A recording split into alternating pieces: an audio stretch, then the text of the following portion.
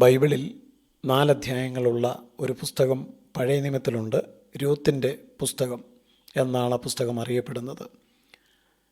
ബേത്ലഹേമിലെ ഒരു പട്ടണത്തിൽ ഉണ്ടായ ക്ഷാമവും ആ ക്ഷാമത്തിൽ പിടിച്ചു നിൽക്കുവാൻ കഴിയാതെ ആ പട്ടണം വിട്ട് മറ്റൊരു ദേശത്തേക്ക് ഇറങ്ങിപ്പോയ എലീമേലേക്ക് എന്ന് പറയുന്ന ഒരു മനുഷ്യൻ്റെ കുടുംബത്തിൽ നടന്ന ദുരന്തങ്ങളും മരണവും അനാഥത്വവും ഒക്കെയാണ് ഈ പുസ്തകത്തിലെ പ്രധാനപ്പെട്ട പ്രതിപാദ്യ വിഷയം.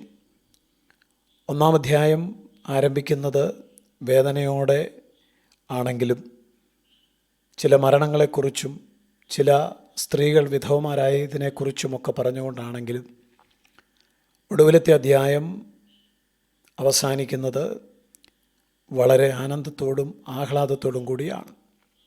സന്ധ്യയെങ്കിൽ കരച്ചിൽ വന്ന രാപാർക്കും ഉഷസിങ്കലോ ആനന്ദഘോഷം വരും എന്ന് എഴുതിയിരിക്കുന്നത് പോലെ തന്നെ ദൈവം എൻ്റെ സങ്കടങ്ങളൊക്കെ മറക്കത്തക്ക നിലയിൽ എൻ്റെ സങ്കടദേശത്തെ എന്നെ വർദ്ധിപ്പിച്ചു എന്ന് ഉൽപ്പത്തി പുസ്തകത്തിൽ നാം വായിക്കുന്നത് പോലെ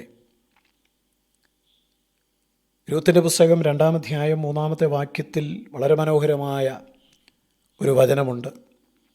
അതിങ്ങനെയാണ്: അങ്ങനെ അവൾ പോയി വയലിൽ കൊയ്ത്തുകാരുടെ പിന്നാലെ ചെന്നു പെറുക്കി. ഭാഗ്യവശാൽ അവൾ എലീമേലെക്കിൻ്റെ കുടുംബക്കാരനായ ബോവസിനുള്ള വയലിൽ ആയിരുന്നു ചെന്നത്. ഭാഗ്യം എന്നുള്ള പദം അത് ഒത്തിരി പ്രത്യേകതകൾ ഉള്ളൊരു വാക്കാണ്. ഒരിക്കലും ഒരാളുടെ അർഹതയുടെ അടിസ്ഥാനത്തിൽ അല്ല ഭാഗ്യം സംഭവിക്കുന്നത്. രൂത്ത് പറയുന്നത് ഭാഗ്യവശാൽ ആണ് ഞാൻ ബോവസ് എന്ന് പറയുന്ന മനുഷ്യൻ്റെ വയലിൽ എത്തിയത്. ഞാൻ ഏതെങ്കിലും വയലിൽ ചെന്ന് എന്നോട് ദയ കാണിക്കുന്നവരെ ആശ്രയിച്ച് കതിർ പെറുക്കട്ടെ എന്ന് രൂത്ത് അമ്മാവിയമ്മയോട് പറയുമ്പോൾ അവൾക്ക് ആ ദേശത്തുള്ള ആരെയും ഒരു പരിചയവും ഇല്ലായിരുന്നു എന്നല്ലേ നാം മനസ്സിലാക്കേണ്ടത്. ഭാഗ്യം എന്നല്ലാതെ മറ്റെന്താണ് ഇതിന് പറയുന്നത്?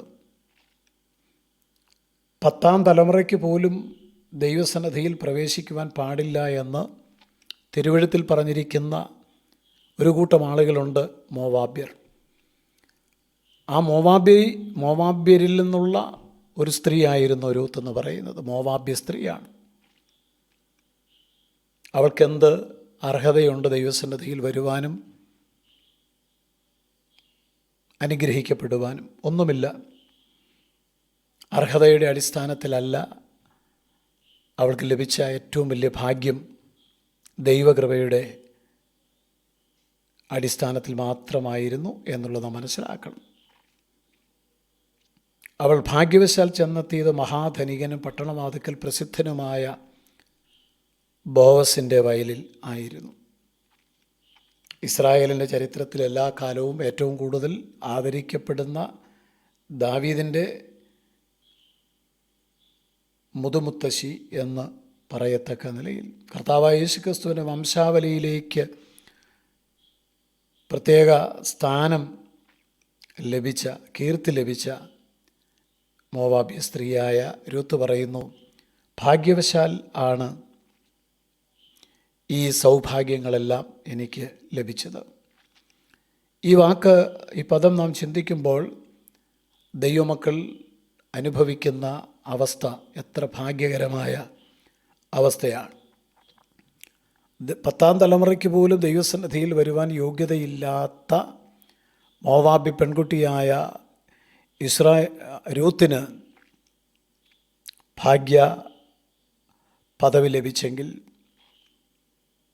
ഇസ്രായേൽ പൗരതയോട് സംബന്ധമില്ലാത്തവരും വാഗ്ദത്തത്തിൻ്റെ നിയമങ്ങൾക്ക് അന്യരും പ്രത്യാശയില്ലാത്തവരും ലോകത്തിൽ ദൈവം ഇല്ലാത്തവരുമായി ജീവിച്ച നമ്മെ ഓരോരുത്തരെയും എഫേസ്യ ലേഖനം 2-ാം അധ്യായം 12-ാമത്തെ വചനത്തിൽ അങ്ങനെയാണ് പറയുന്നത്: നമ്മെ ഓരോരുത്തരെയും ദൈവകുടുംബത്തിലേക്ക് ദത്തെടുത്ത് ക്രിസ്തുവിൻ്റെ ജീവനിൽ പങ്കാളികളാക്കി